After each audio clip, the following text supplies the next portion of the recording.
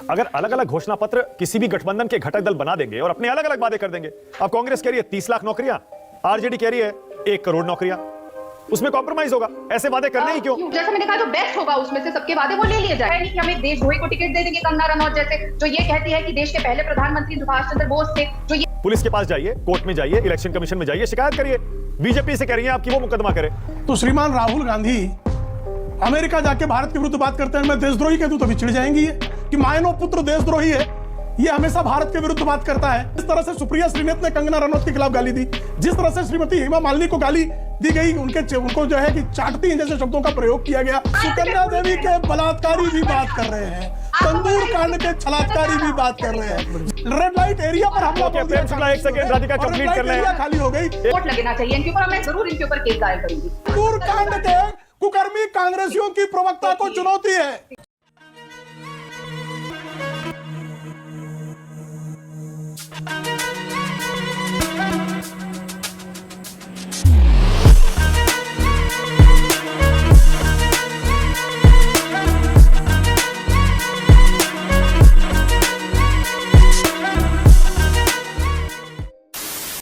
नमस्कार दोस्तों, स्वागत है आप सभी का। आप देख रहे हैं द खबरी शो। दोस्तों, आज की डिबेट वीडियो होने वाली है बीजेपी के प्रवक्ता प्रेम शुक्ला और कांग्रेस की प्रवक्ता राधिका खेड़ा के बीच में। दोस्तों, एक तरफ तो सारी विपक्षी पार्टियां एक गठबंधन बना के बीजेपी के खिलाफ इलेक्शन में उतरने वाली हैं, लेकिन दोस्तों जब बात आई मैनिफेस्टो की तो ये सारी पार्टियां अपना अलग अलग मैनिफेस्टो लेके आ गई। अब दोस्तों, इनका गठबंधन किस तरह का गठबंधन है ये समझ पाना बड़ा ही मुश्किल है, इसको सिर्फ कांग्रेसी ही समझ सकते हैं। इसी को लेकर चल रही डिबेट में जब न्यूज एंकर ने कांग्रेस के प्रवक्ता से इन सब पार्टियों के मैनिफेस्टो पे जवाब पूछ लिया तो उन्होंने इसको बिल्कुल सही ठहरा दिया। उसके बाद वो कंगना रनौत को देशद्रोही बताने में लग गई, जिसके बाद प्रेम शुक्ला ने इन मैडम के चक्कर में बेचारे राहुल गांधी जी को ही पेल दिया। दोस्तों, वीडियो बहुत मजेदार होने वाली है, आपसे अनुरोध अंत तक जरूर देखना।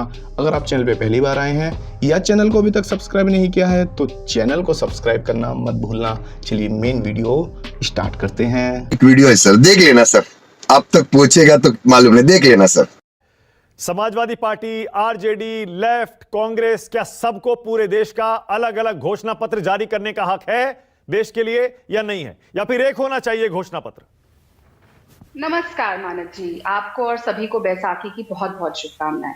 बिल्कुल हक होना चाहिए, क्यों नहीं होना चाहिए। सब अलग अलग पॉलिटिकल पार्टीज हैं, ठीक है, हम मिलके एक अलायंस में चुनाव लड़ रहे हैं और जब हमारी सरकार बनेगी एक कॉमन मिनिमम प्रोग्राम बनेगा जिसके तहत जो सबके मैनिफेस्टो में वादे हैं, जो बेस्ट वादे होंगे उनको लिया जाएगा और वो वादे पूरे किए जाएंगे। अब मुझे तो नहीं लगता कि हम अगर महिलाओं को ज्यादा पैसा देने का वादा कर रहे हैं और अखिलेश जी की पार्टी कम पैसा देने की वादा कर रही है, तो जब सरकार बन जाएगी अखिलेश जी ये थोड़ी कहेंगे कि आप ज्यादा पैसा मत दीजिए, वो उस पर बिल्कुल एग्री करेंगे। तो ये कॉमन, हर पार्टी अपने हिसाब से अलग अलग मैनिफेस्टो देती है जो वो सोचती है, सबकी अलग अलग विचारधारा, एक कॉमन विचारधारा लेकिन ये है मानव जी कि हम सब बढ़ती महंगाई के खिलाफ लड़ रहे हैं, बढ़ती बेरोजगारी के खिलाफ लड़ रहे हैं, बढ़ते जिस तरीके से नफरत फैलाई जा रही है देश में, बढ़ती असहिष्णुता के खिलाफ लड़ रहे हैं। वो एक कॉमन प्रोग्राम है और सरकार बनके कॉमन मिनिमम प्रोग्राम बनेगा और सबको पूरा हक है। नहीं, देखिए प्रेम शुक्ला ने जो सवाल किया, देखिए वैलिड क्वेश्चन है और मेरे मन में भी वो सवाल है। अगर अलग अलग घोषणा पत्र किसी भी गठबंधन के घटक दल बना देंगे और अपने अलग अलग वादे कर देंगे, अब कांग्रेस कह रही है 30 लाख नौकरियां, आरजेडी कह रही है 1 करोड़ नौकरियां, समाजवादी पार्टी मुझे पता है अलग कोई वादा कर रही होगी। इसका मतलब आप जो अपने घोषणा पत्र में वादे कर रहे हैं सरकार बनने के बाद आप पूरा नहीं करेंगे, उसमें कॉम्प्रोमाइज होगा। ऐसे वादे करने ही क्यों? ये बड़ी अच्छी बात कही आप मानव जी। जैसा मैंने कहा कि हम जो उसमें से बेस्ट होगा, जिसने सारे वादे किए, सब पार्टीज है, अगर हम ज्यादा नौकरियों का वादा कर रहे हैं और दूसरी पार्टी कम कर रही है और हम ज्यादा नौकरियां दे देंगे तो किसको तकलीफ होगी? सब मानेंगे। तो जैसा मैंने कहा, जो बेस्ट होगा उसमें से सबके वादे वो ले लिए जाएंगे, कॉमन मिनिमम प्रोग्राम बनेगा। कोई सेंस है इस बात की?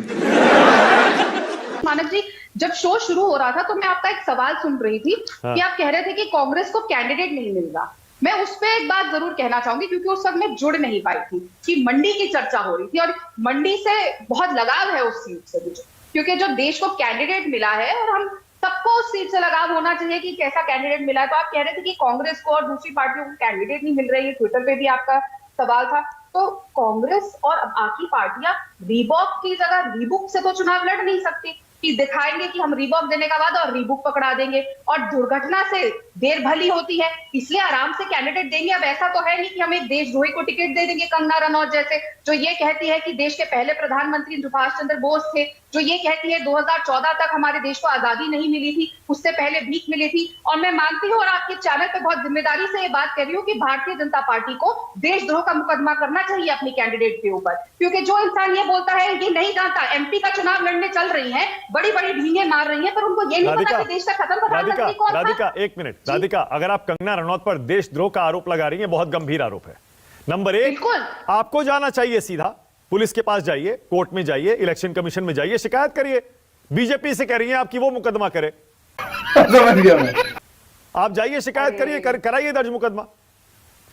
मानक जी, आपको लगता है इलेक्शन कमीशन सारी बातें सुनती है? हम तो रोज शिकायत करते हैं मोदी जी जितनी बार इलेक्शन कमीशन में जाके कि मोदी जी कितनी बार चुनाव आयोग का उल्लंघन करते हैं, सारी चीजों का। आज तक कोई कार्रवाई हुई मोदी जी के खिलाफ? इतने चुनाव में मोदी जी अपना चुनाव प्रचार में अपना सिंबल लेके घुस जाते हैं पोलिंग बूथ में, चुनाव प्रचार खत्म होने के बाद रैली करते हैं। आज तक कोई आपने देखा कुछ होते हुए? किसी पे कार्रवाई हुई? कार्रवाई होती है सिर्फ विपक्ष के ऊपर होती है, और वो तो फेवरेट है जी, क्योंकि आपने कंगना रनौत को देशद्रोही कह दिया। बीजेपी वाले कह रहे हैं देखिए इनको परिवार के बाहर कोई उम्मीदवार ही नहीं मिलता। विक्रमादित्य सिंह भी परिवारवाद की उपज है, उनको उतार दिया आपने कंगना के खिलाफ।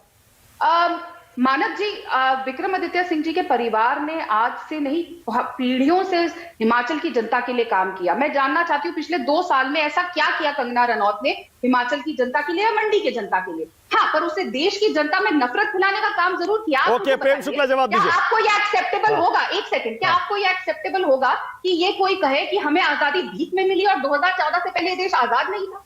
ये हक हमारे आजादी के लिए लड़े हुए हमारे स्वतंत्रता। प्रेम शुक्ला बोलिए, आपकी बारी है। प्रेम शुक्ला बोल रहे हैं, प्रेम शुक्ला बोलिए। देखिए मानक जी, जिस तरह से कंगना रनौत को देशद्रोही कहा, तो श्रीमान राहुल गांधी अमेरिका जाके भारत के विरुद्ध बात करते हैं, मैं देशद्रोही कह दूं तो भी चिढ़ जाएंगी ये। राहुल गांधी ने 10 बार भारत के विरुद्ध बातें की हैं, इस आधार पर देशद्रोही कहा जा सकता है क्या कि मायनो पुत्र देशद्रोही है? ये हमेशा भारत के विरुद्ध बात करता है, ये भारतीयता के विरुद्ध बात करता है। कंगना रनौत ने जो बात कही नेताजी सुभाष चंद्र बोस ने, क्या यह सत्य नहीं है कि स्वतंत्रता के पहले ही उन्होंने सरकार बनाई थी? यह सत्य नहीं है क्या? और पंडित जवाहरलाल नेहरू ने पहली बार जब प्रधानमंत्री के रूप में शपथ ली थी तो ब्रिटिश झंडे के तहत उन्होंने शपथ ली थी, यूनियन जैक के तहत ली थी, और ब्रिटेन की महारानी के नाम पर शपथ ली थी। यह सत्य नहीं है क्या? इस आधार पर कोई जवाहरलाल नेहरू को अंग्रेज परस्त कह दे, देशद्रोही कहते तो कितना बुरा लगेगा? मुझे भी बुरा लगेगा। लेकिन कांग्रेस के प्रवक्ताओं को लगातार विरोधियों को गाली देना, जिस तरह से सुप्रिया श्रीनेत ने कंगना रनौत के खिलाफ गाली दी, जिस तरह से श्रीमती हेमा मालिनी को गाली दी गई, उनको जो है कि चाटती हैं जैसे शब्दों का प्रयोग किया गया, रणदीप सुरजेवाला ने किया। अभी स्मृति ईरानी को कल ही अजय राय ने अभद्र शब्दों का प्रयोग किया। लगातार श्रीमती सोनिया गांधी जिसकी अध्यक्षा रही हैं, श्रीमती प्रियंका वाड्रा लड़की हूं, लड़ सकती हूं कहती हैं, लेकिन इनके इशारे पर इनके पुरुषवादी मानसिकता के लोग जिस तरह से महिलाओं पर ओछी टिप्पणियां।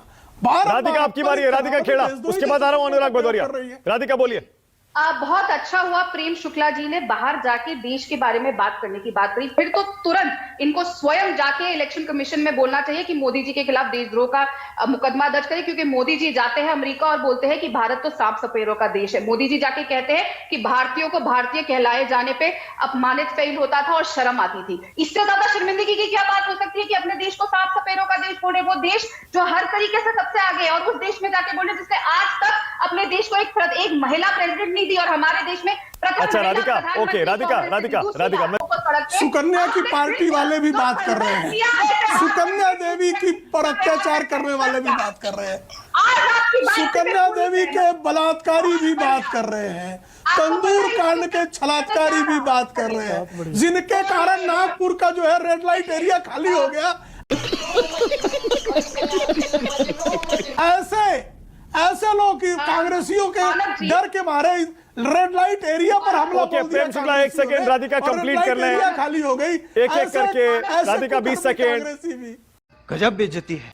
मानव जी, प्रेम शुक्ला जी को ना बाहर आना चाहिए व्हाट्सएप यूनिवर्सिटी से। जो ये सुकन्या देवी वाली बात करते हैं, कोर्ट में इस केस को खारिज कर दिया गया था। तो ये कहते हैं कि कोर्ट की बात नहीं मानते, तो ठीक है, इनको कोर्ट और न्यायालय से कुछ नहीं है, क्योंकि ये तो अपने आप को सुप्रीम कोर्ट से भी सुप्रीम मानते हैं, क्योंकि मोदी जी है। मोदी जी वो हैं जो राम जी को हाथ पकड़ के चला लेते हैं, तो इनके लिए सुप्रीम कोर्ट क्या होगा और कोर्ट क्या होगा। तो ये जो कह रहे हैं, ये कंटेम्प्ट ऑफ कोर्ट लगना चाहिए इनके ऊपर, और मैं जरूर इनके ऊपर केस दायर करूंगी। लेकिन वापस आते, जैसा मैंने कहा, मैं प्रेम शुक्ला जी की बात पे बिल्कुल अग्री करती हूँ। संकल्प लिया to increase crime against women, कर दीजिए कंटेम्प्ट ऑफ कोर्ट, मेरी चुनौती है आपको चुनौती मेरी कंटेम्प्ट ऑफ कोर्ट करवा दीजिए। चिल्लाइए, लेकिन क्राइम अगेंस्ट मेरी चुनौती है, तंदूर कांड के कुकर्मी कांग्रेसियों की प्रवक्ता को चुनौती है। ये बढ़िया था गुरु। क्या चुनौती तंदूर है? कांड के बलात्कारी कांग्रेसियों की अच्छा। पार्टी को चुनौती है। क्या करूं, मैं मर जाऊं?